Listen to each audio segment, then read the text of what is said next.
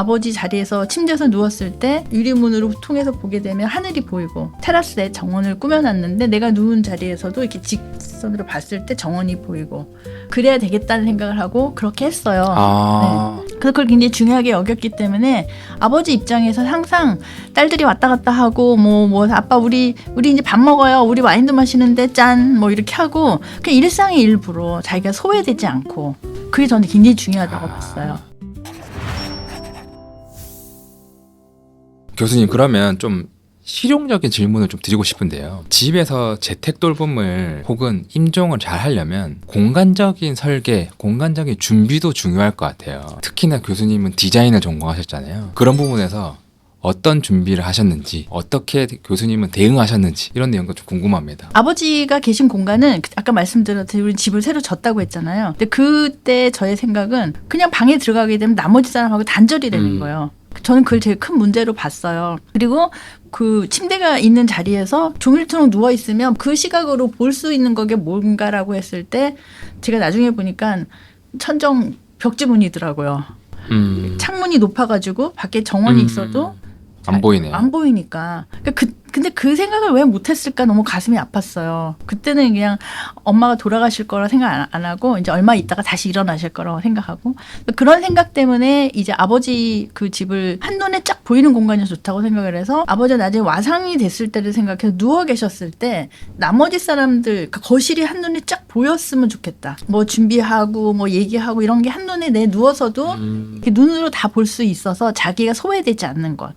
전 그게 굉장히 중요하다고 봤어요. 그래서 그 아버지 침실이 슬라이딩 문을 쫙 열어놓게 되면 거실하고 그냥 한 공간이 되는 거고 주방과 거실과 아버지 방이 그냥 이렇게 이 슬라이딩 도어를 열면 한눈에 다 보이게 되어 있고 그 다음에 이제 간병 그 하는 이제 저희도 돌봄 제공자니까 이 쉴 수 있는 방은 별도로 근데 들리기는 복층이어서 위아래층이 있는데 그게 천정이 오픈셀링으로 돼 있어서 2층에 있어도 다 들리는 거예요. 아버지 자리에서 침대에서 누웠을 때 유리문으로 통해서 보게 되면 하늘이 보이고 테라스에 정원을 꾸며놨는데 내가 누운 자리에서도 이렇게 직선으로 봤을 때 정원이 보이고 그래야 되겠다는 생각을 하고 그렇게 했어요. 네. 그래서 그걸 굉장히 중요하게 여겼기 때문에 아버지 입장에서 항상 딸들이 왔다 갔다 하고 뭐 아빠 우리 이제 밥 먹어요. 우리 와인도 마시는데 짠 뭐 이렇게 하고 그냥 일상의 일부로 자기가 소외되지 않고 그게 저는 굉장히 중요하다고 봤어요. 집에 누구 한번 아프시면 온 가족이 그 환자 혹은 부모님 중심으로 돌아가야 되기 때문에 그렇죠. 예. 아버님이 아예 거실로 나오는 선택은 괜찮은데요? 괜찮죠. 네. 그리고 그러면 이제 돌보는 사람도 훨씬 편해지고요. 자꾸 문 열고 봐야 되는 게 아니라 그럼요. 돌봄을 받는 사람도 훨씬 자기가 뭐 하는지 궁금하고 왜 나는 왜 잘 돌아가는 거 모르면 더 심리적으로 외롭잖아요. 그래서 그걸 아예 그냥 거실로 그렇게 하면 좋다는 네. 말씀을 늘 드려요. 그러면 그런 것들 말고도 부모님의 어떤 죽음 혹은 부모님의 돌봄 상황 이런 거에 대해서 또 다른 준비해야 될 게 있을까요? 이거는 이제 공간하고는 조금 더 포괄적인 얘기인데요. 돌본다라는 걸 우리 잘 돌보면 된다고 생각을 하잖아요. 근데 그 돌봄의 목적과 그 내용을 조금 더 세부적으로 들어갈 필요가 있다고 생각을 해요. 일단 제가 못했던 거이기 때문에 더 말씀을 드릴 수가 있는데 다 누구나 노화되잖아요. 노화는 그냥 매일매일 되는 거기 때문에 심각하게 느끼지 않지만 노쇠는 달라요. 죽음에 이를 수도 있을 만큼 확 안 좋아지는 거예요. 그러면 사람이 전반적으로 어떤 단계를 거쳐서 임종에 이르는가에 대해서 좀 알고 있을 필요가 있어요. 우리가 뭐 여행을 하더라도 어떤 루트를 거쳐서 어디를 목적을 간다 그러면 미리서 그 루트를 알기 때문에 준비하고 뭐 식물을 키우더라도 봄에 씨를 뿌리면 꽃이 났다가 나중에 마르면 씨앗을 뿌리면 다시 나온다 이렇게 알듯이 노쇠하는 과정이 있잖아요. 아 그래 이때쯤에는 그냥 열심히 자라면 오래오래 사실 거야가 아니라 아 이제 시간이 이렇게 가는구나. 그때쯤엔 잘 삼키지 못하고 이런 일이 있으면 마음의 준비를 해야 되는구나. 나 또한 나 자신을 위해서 그런 게 있고요. 그다음에 마음의 준비를 한다는 것을 우리가 함께 해드려야 된다는 생각을 해요. 그 마지막에 그 마무리를 어떻게 하느냐에 따라서 자기를 막 한탄하고 내가 이렇게 멋지게 인생을 살았는데 지금 이런 요 모양 요 꼴로 내가 죽어버리네 라고 절망하면서 죽는 죽음이 있고요. 그 단계를 넘어서게 되면 초월적인 죽음이 있어요. 나이가 들면 육체가 낡아지는 거지. 그렇지 받아들이자. 근데 그 다음에는 어떻게 되나 그리고 그것도 연구해 보게 되면 이제 그 분야의 전문가들은 또 입장에서 그렇게 얘기를 해요. 이건 그냥 문턱 하나 넘어가는 것과 같은 거야. 다른 차원으로 넘어가는 거야. 이런 식의 또 연구를 해놓은 되게 많은 연구들이 있어요. 그런 것들을 공부하면서 아 그래 죽음 이후에 죽음으로 그냥 딱 끝나는 게 아니라 다른 차원으로 넘어간다네. 그래 그럼 내가 이 삶을 잘 마무리해보자. 이런 마음을 갖도록 해야 죽음이 초월적인 죽음을 이룰 수 있다는 거예요. 그래서 그걸 같이 해주자.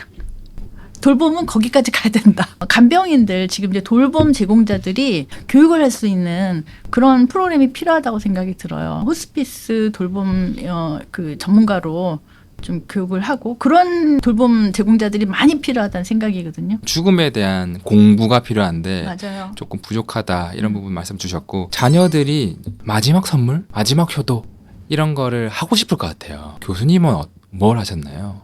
그런 생각을 해보지 않고요. 아버지 입장에서 계속 생각을 하는 거예요. 아버지 입장에서 지금 이 시간을 가장 중요한 게 무엇일까? 아버지는 자기 삶을 지금 어떻게 정리하고 계실까? 이때 주변에서는 자녀들은 어떤 말씀을 해드리면 좋을까? 그게 가장 중요했죠. 내가 이제 아버지 입장으로 보자면은 아마 가장 자기 인생에 화려했던 시절 청년이고 그때 이러이러한 일들을 해서 이렇게 됐는데 아 그때 내가 정말 멋있었지. 그때에 대한 추억이 있으실 거고 그래서 그때를 떠올리실 수 있게끔 뭐 당시에 뭐 어떤 팝송이라든가 또 옛날 사진이라든가 이렇게 하면서 아빠의 젊은 날에 대한 것도 같이 회상해 드리고 엄마랑 연애하셨을 때 결혼하시고 프로포즈 하시고 그런 얘기 뭐 또 우리 같이 가족들이 여행하면 그런 얘기들을 해 드리면서 아빠가 삶이 참 괜찮았다. 그럴 거 아니에요? 자기 죽을 때 그럼요. 아쉬운 것보다 내가 그래도 그래 지금은 뭘 할 수 없지만 그래도 내가 삶을 그래 잘 살았네 그런 거 반추하게 하고 또 가족이 함께 힘들었던 거 아빠 우리 맨날 새빵살이 하다가 처음 집 사가지고 조그마지만 우리 집이 생겨서 그때 너무 기뻤다 그런 얘기 실제로 우리는 어릴 때 그런 게 너무 기뻤고 그런 얘기 테레비가 있어갖고 남들이 없는데 우리 집에 다 같이 모여서 테레비 봤다 동네 사람들 그 얼마나 아빠가 우리를 이렇게 노력을 해주셨다 그런 거 있잖아요 그런 얘기를 해드리는 거죠.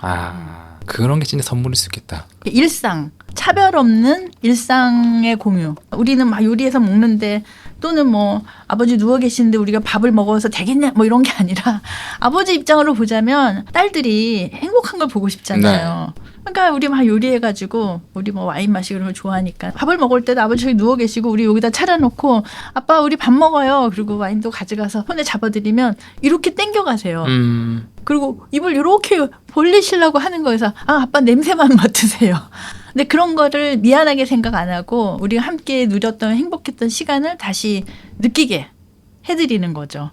그게 저는 우리가 할 수 있는 최선이라고 생각이 들어요. 그러면 작가님 혹은 교수님 입장에서 어떤 죽음에 대한 계획 이런 걸 세우셨을까요? 네, 아버지의 임종기를 거치면서 경험했던 것들을 가지고 일종의 선행학습이라고 할 수가 있겠죠. 뭐 다 누구나 다 부모의 죽음을 조금 깊이 그 관찰을 하면 나는 어떻게 해야 되겠다라는 그 레퍼런스가 되잖아요. 네. 노년기, 후기 노년기는 사실 자기가 거동을 잘 못하는 그런 시점들이 그게 제일 문제잖아요. 아직 할 수 있을 때 최선을 다해서 내가 노력하겠다. 운동하고 근데 내가 나를 위해 살 수 있는 거 식생활 개선하고 건강을 위해 노력하고 이 세 가지를 나를 위해서 하겠다. 그런 게 있고 그다음에 저는 제가 살던 집에서 죽고 싶어요. 마지막까지 살던 집에서 죽기 위해서 셀프 돌봄의 능력을 키워야 되겠다. 뭐 부부라 할지라도 한날 한시에 죽을 수도 없는 거고 서로 돌볼 수도 없는 거고 자녀가 어떻게 하겠어요. 그러면 이제 자녀는 자기가 걱정되니까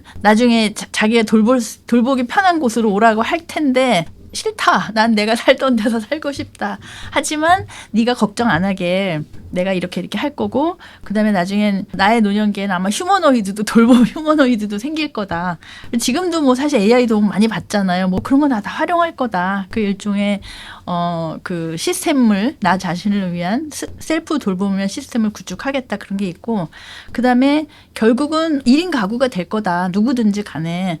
그럼 1인 가구로 지내다가 혼자 죽게 되는 거 괜찮다. 그거를 처음부터 받아들이는 거예요. 그래서 괜찮다. 담담하고 당당하게 살다가 어느 시점에 내가 뭐 정원에서 뭐 막 하다가 이러다가 툭 쓰러질 수도 있고 뭐 모르죠. 근데 그걸 이상하게 보지 말자. 이런 그렇게 이제 얘기를 하고 그 순간까지 제가 제 삶을 내가 내 삶의 주인으로서 이렇게 살다가 가면 내 죽음의 주인이 되는 거다라고 생각이 들어요. 그렇게 하기를 원하고 그다음에 장례식은 원치 않는다. 장례식은 전 살아 생전 장례식을 하고 싶다. 파티처럼. 그럼 내가 이제부터 설계를 열심히 할 거다. 그런 얘기하고 그다음에 죽은 다음에 이제 화장을 하되 저는 그 함에 넣어갖고 어디다가 보관하지 말라. 난 답답해서 죽을 것 같다. 죽고 난 다음에 죽을 것 같다. 그래서 그러지 말고 3분장이라는 게 이제 합법화돼 네. 있잖아요. 그래서 뿌려달라.